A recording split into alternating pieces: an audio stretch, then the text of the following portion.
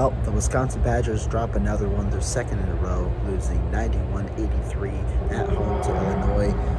As you guys can tell, I am not there. I am currently at the NFL Combine, but still got to put my thoughts on the game. I thought this was an interesting one. I mean, Wisconsin obviously kind of in it throughout, but ultimately couldn't get the job done at the end.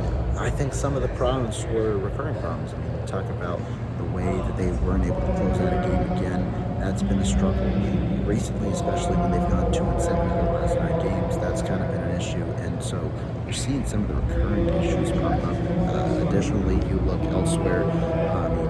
If you're looking at some of the problems, it seemed like at times in the second half, the offense, when it's stalling, you get in late into the shot clock and it doesn't work. Obviously, there was a late, pretty late kind of push where you were able to hit a couple of threes that kind of upped the percentages and things like that. But still, I think that this team is still looking at how to play as a team overall. And I think that this is kind of where you're getting to a little bit of a too little too late story.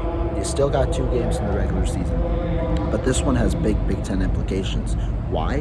Because Wisconsin had a premier shot to remain in the top 4 of the Big Ten standings. They were at number 3 before this one because Nebraska lost again. They moved to 10-8 in the conference. Well, this loss drops Wisconsin to 10-8 in the conference, and it also boosts Illinois to a 3-game lead, whereas it would have been a 1-game lead had Wisconsin not lost. I mean, the top 2 seed was kind of out of the books, but now you're still fighting to get a top 4 seed in the Big Ten tournament. Why does the top 4 seed matter? Because you get a double bye in the Big Ten tournament rather than having to play an extra game. You know how the schedule for those games, you're playing a game a day pretty much, and so you want as much rest as you can get.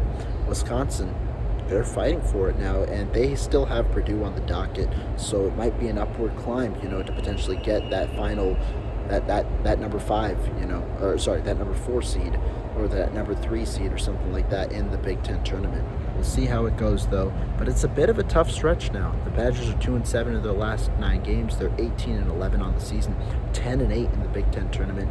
They've got to find some way to right the ship, improve, and now you face a Rutgers team next Tuesday, and that's a game at home, but you just lost at home, and this is a Rutgers team that won by 22 the last time these 2 teams met.